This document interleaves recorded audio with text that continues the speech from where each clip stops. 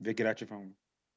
Ladies and gentlemen, boys and girls, people of all ages, the scene presents Views from the 22.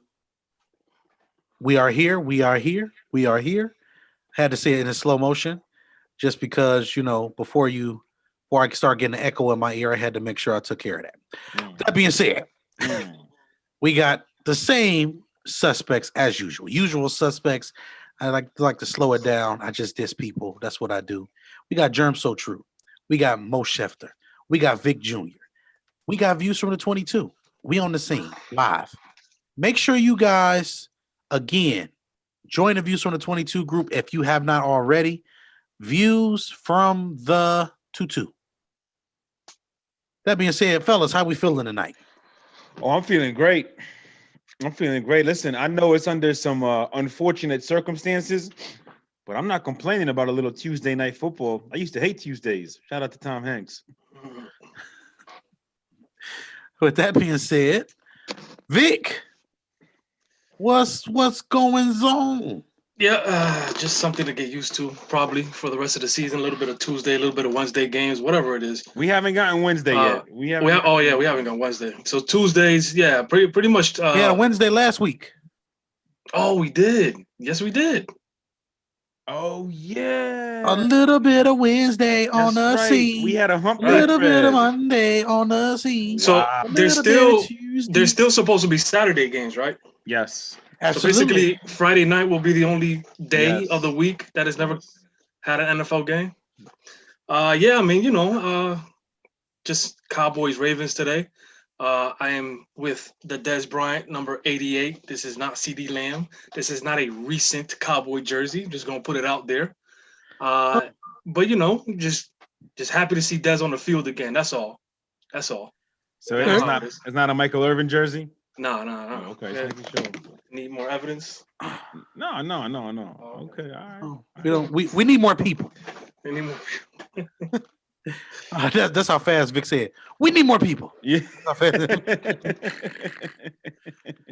So today's show, we're gonna dive into a couple topics and then we're gonna jump into the game. The first topic and the most important topic today is the starting quarterback for the Philadelphia Eagles moving forward is that of Mr. Jalen Hurts, the rookie from Oklahoma, previously of the national championship winning Alabama Crimson Tide of about 3 to 4 years prior. Now, here is the problem with this, and then we're going to pass it around the panel.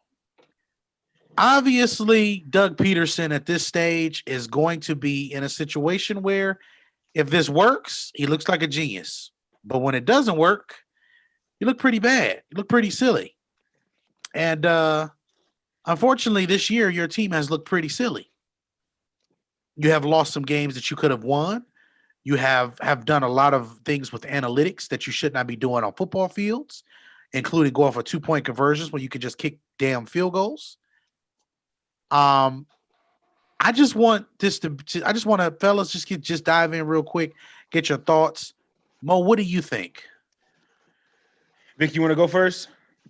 Yeah, I'll go first because Go I know ahead. that you'll have more to That's say not about true. it. I Anyway, listen. I think it's a tragedy. I think it's sad. I think it's desperate. Um, if Peterson, if there's not talk about him already losing his position, status, position that he's in right now, um, if this doesn't work out, I mean, it probably is going to magnify that even more.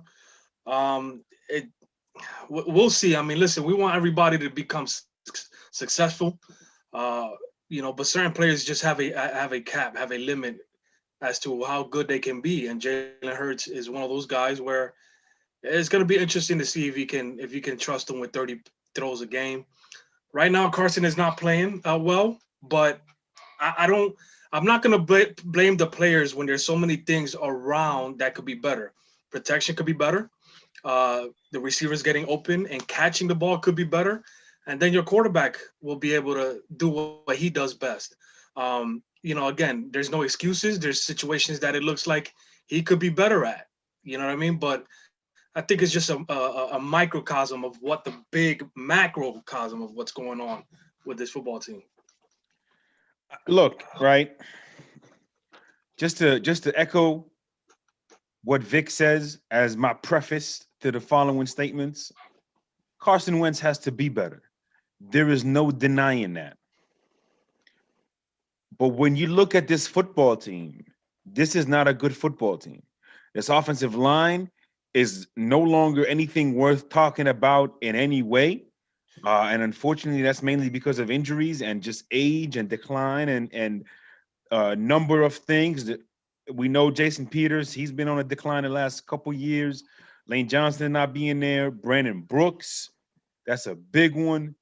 And then Jason Kelsey is still there, but there's only so much one center, especially, can do to an offensive line. You look at the receivers, like Vic mentioned, their inability to separate. I think what you're seeing overall is a domino effect on the quarterback, right? Because there's a lot of things not happening well. The line is not protecting well. Receivers aren't separating enough, right? And then on top of it, put my phone on vibrate. I apologize. And then on top of it, you got an offensive scheme that's just not really no longer anything to fear, no longer something to say, okay, how in the world are we going to defend this Philadelphia passing attack? And I say all those things to say the 2018 championship as a whole might just be the flukiest in the last 25 years. And I don't think there's any way around it. The 2002 Buccaneers, that was an all-time great defense. The 2000 Ravens, that was an all-time great defense. Okay. 2007 Giants, that was a really good team that got started late. 2011 Giants, same exact thing, a really good team that just got started late. Because if you remember in 2012, the Giants started off like 10-0 or something crazy like that. They had one of the better football teams in the league that year until they ultimately lost to Green Bay, if I remember correctly. Yep, they lost to Green Bay. It was Green Bay. Green Bay or San Francisco? It was Green Bay because they lost like 20-something to 9 or something crazy. Okay, yeah, okay, there you go. That's right. I'm on my ham historian. Yes, World Book. So just to move on from it, Carson Wentz is not the problem in Philadelphia. Okay, matter of fact, Carson Wentz is your future. Carson Wentz is still your franchise. And if y'all social media, you love those one gotta goes, okay? You want to put a one gotta stay or two gotta go, whatever, however you want to look at it. Doug's gotta go. And if you get Howie out the door, it wouldn't be the worst thing in the world either. Because you look at his draft picks over the last couple years, okay, forget the position. If you're going to go with that position, at least get a better player. Or if you're going to find better value or go after safer picks. You know, I think they're so obsessed, Doug and Howie, with recreating what happened in 2018. And that's just never going to happen again. That was a perfect storm of 1,000 things that had to happen. Just my opinion. This Carson Wentz to the Colts business, I don't want to see it because that would be a horrible, horrible, horrible decision by the Philadelphia Eagles. But at the same time, if that means Carson Wentz being behind a better offensive line, if that means him being somewhere where with an offensive system that can build something around his strengths and the player strengths, as we've seen Frank Reich has done, who's been doing a really good job with Indy the last couple of years, maybe that's what's going to happen. But there is no need for you to say Howie, Doug, and Carson need to be together next year. That separation, that divorce needs to happen quicker rather than later. And for Philadelphia football, the best thing moving forward is Carson Wentz stays, not Carson Wentz leaves. Make no mistake about it. You want to make this dumbass decision? You want to say, hey, we're going to let you walk out the door?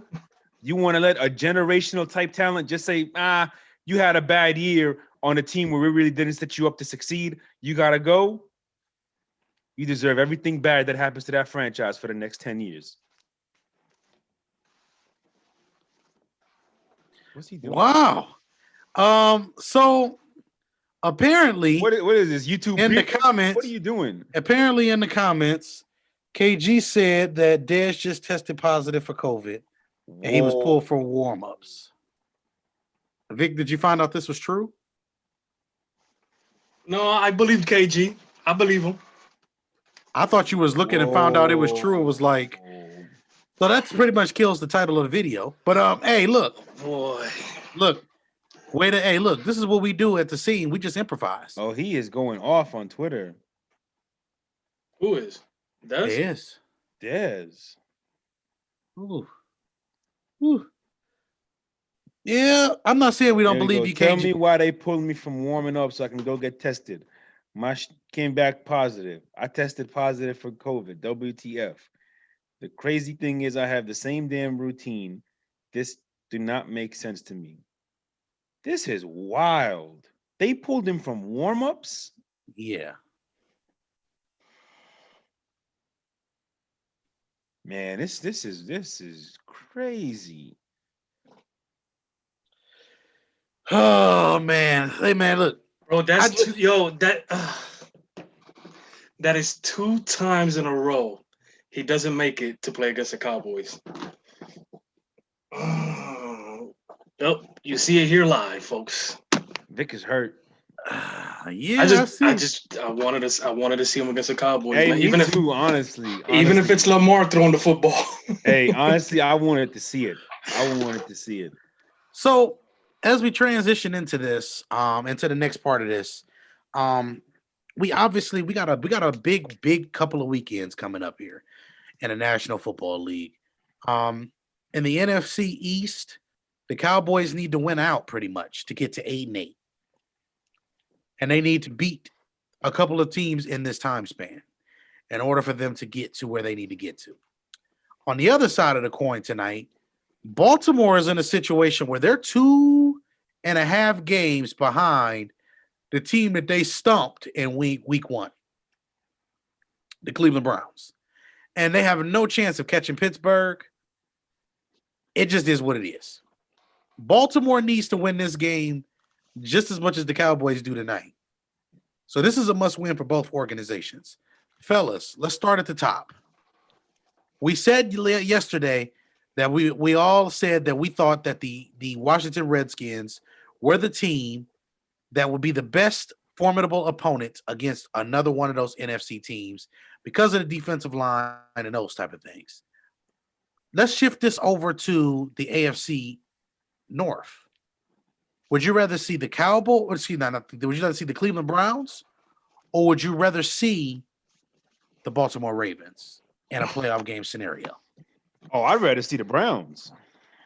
Yeah, why? Well, for one, they got a more evolved quarterback. For two, they got a more potent running game. For three, they got a much better pass rush. For four, their beef is executing better. For five, Lamar is still a very limited quarterback that's being exposed. Go ahead, Vic. I mean, I'll just add to that. That is just simply like I think it's better for football to see the Cleveland Browns in the playoffs. I just think it's better for football. So it's better for the league. It's something different. The Ravens have been around for a long time. Maybe they have a situation now where there's regression than there is seeing Cleveland in the playoffs, I think, is something new and something that the NFL needs. So I dig it. Let me add something to this. I think altogether, last year what we seen was the perfect storm. Baltimore didn't have very many key injuries. A lot of things went their way in a lot of games, and those type of things happen. I think what we're seeing this year is we're seeing what happens when more film is put out on players. Mm-hmm. We're seeing also when injuries occur at key positions. But most importantly, we're starting to see that the key positions on defense, when you do not fill them, this is what you get. we see bad offseason management from Eric DaCosta. I think signing Earl Thomas and Mark Ingram were bad signings, and they're starting to come out now. I'm not saying that the players are bad. I'm saying that the timing of the signings are bad. Real quick, Jerm, to add to yes. The injury part, both of these teams, one thing they have in common is that they had a big, important, beefy part of their offensive line leave in terms of retirement, with the center for the Cowboys and the guard for the Ravens. So those are another big pieces that. Well, I was actually gonna get to that part as well. Offensive lines have regressed. It's really that simple. I mean, Bradley Bozeman last year played some top 10 guard in the NFL last year, and this year he's regressed a little bit. I mean, Matt Skura has had some issues with snapping the football this year. Mm-hmm. Although one of the things was it was in a game in which it was raining uncontrollably. Mm-hmm. But this is where you want, and if you operate out of the pistol, these are things that you're going to have to deal with when you operate out of shotgun and pistol formations. This is why being able to have a guy who operates majority under center sometimes is a good thing. I mean, there are things in football that are kind of common sense. Yeah. In those regards. So I'm not saying that the players on the personnel on the Ravens is bad. I'm saying that some of the personnel decisions haven't been the best. Well, just to add to that, Germ, if you don't mind. Yes, absolutely. The one thing we got to keep in mind, right? And I'm going to only address this because it's something that's clearly floating around the Twitter spheres and the Facebook spheres as a narrative. Yes, the execution of the beef can be better. Yes, the execution of the wide receivers can be better. Yes, some of the play calling can be better. It's a very imperfect game. But when your quarterback is so limited, when your playbook is only so condensed, there's only but so many times you can line up Sunday after Sunday after Sunday and think that you're just going to be better than people. There's only but so many creative ways that offensive coordinator could draw plays. It's only but so many ways you could do a mesh concept. It's only but so many verticals you could run. Like, yeah, there's certain things that need to be better, but the common denominator as to, okay, why can't the receivers be better? You list this. Why can't the offensive line be better? You list this. Why can't the running backs be better? You list this. Why can't the play calling be better? You list this. One thing you're going to find in all those lists is the limitations of the quarterback. And that is why it is, at the end of the day, the most valued position in all of professional team sports. Because if he's limited, 10 other players are limited. 1/3 of your team is limited. But Mo, what if somebody is thinking right now, but you're making excuses for Wentz, but you're not making excuses for Lamar? So I'm just asking you. I'm asking you because you know somebody. I want him to go. Let him go. I'm asking you because you know somebody's gonna be thinking that. You know what I'm saying? Hey, so talk your. Hold on. Sorry, YouTube. Talk your shit, chef. Go ahead. Get your knife and your fork and let's go. Because you know somebody's gonna be thinking that. You know what I mean? So we have to be able to break that down for them. Go ahead, chef. Chef, go. Go, chef. He's clearing the table because he might hit a couple. Go, chef. Oh, go, chef. Get it, chef. Oh, get it, chef. The ultimate difference. Ooh. Let me mute myself.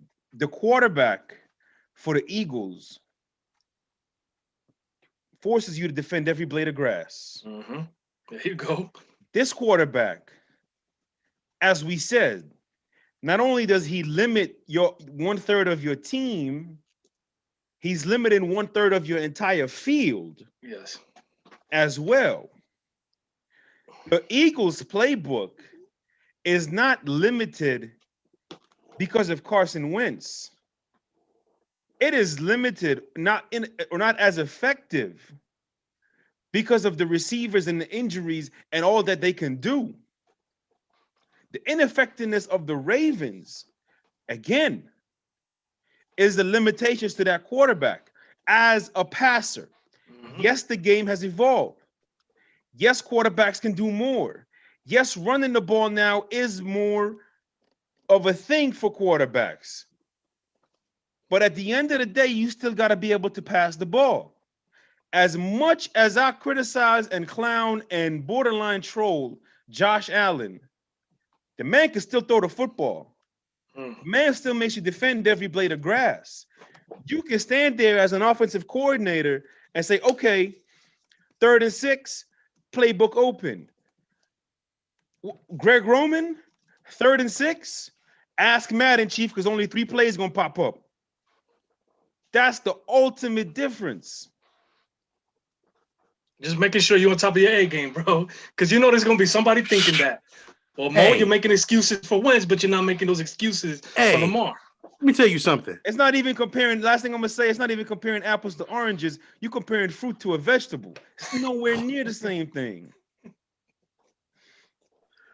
Oh, that's light. And it doesn't mean vegetables are not healthy for you folks. That's not what that means. Is a fried, old oil type of quarterback vegetable. He's a zucchini.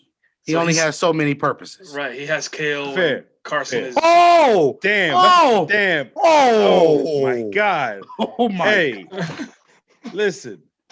Ironically, I had some zucchini fries this morning, Jerry. Ironically. Hey, look, it is what it is, man. With that being said, look, man, I just want to say this, and this is Mo. There's no other way that we can put this, bro. Limitations still affect your offense, bro.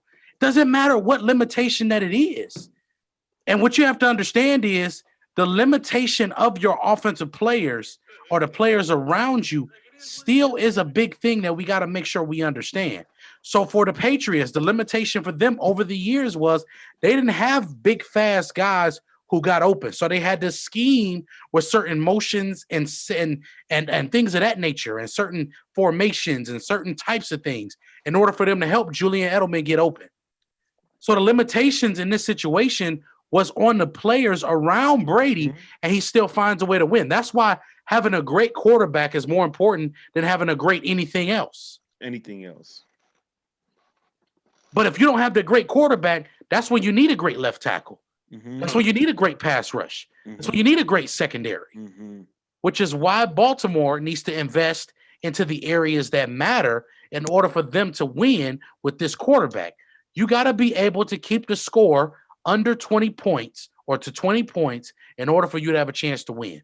Okay. But when the game gets out of hand, we'll notice when a team scores 27 points or more against the Ravens have probably won 3 to 4 of those games.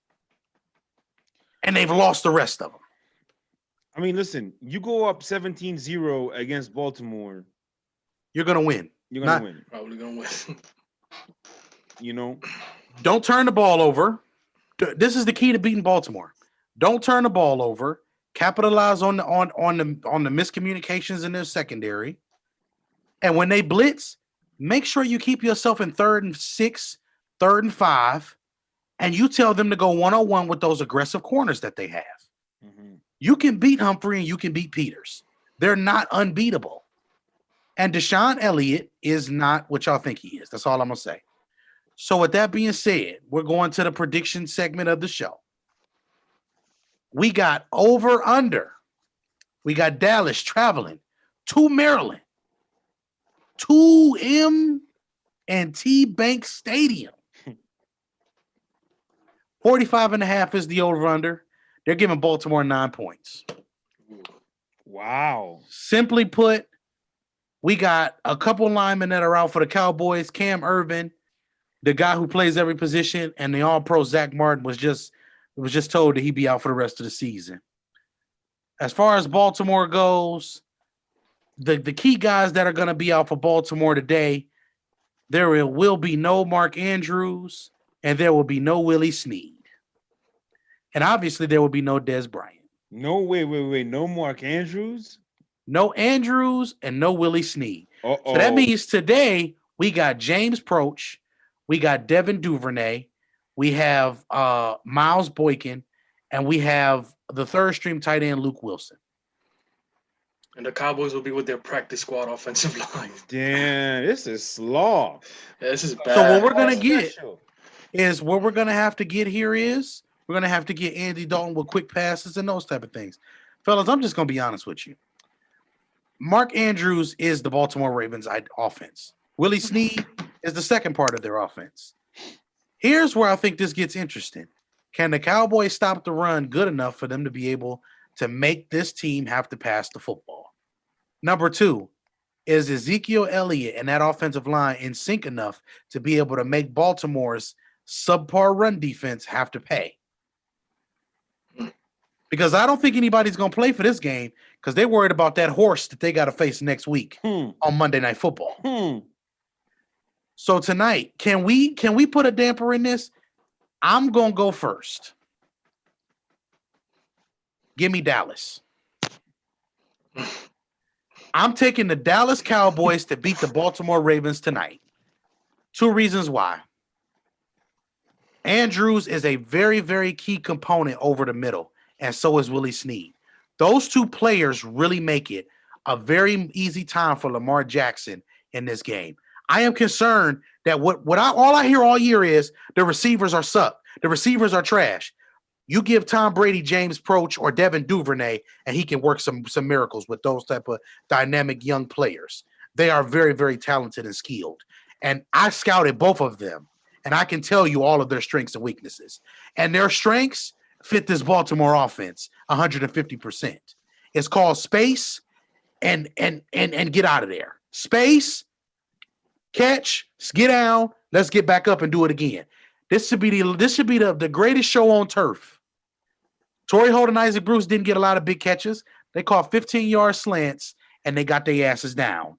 And then they got back to the line of scrimmage. This is simple. Give me Dallas. 24-21, field goal, Red Rocket. He's a Red Rocket. I have a rocket in my pocket, and he's about to beat the Ravens.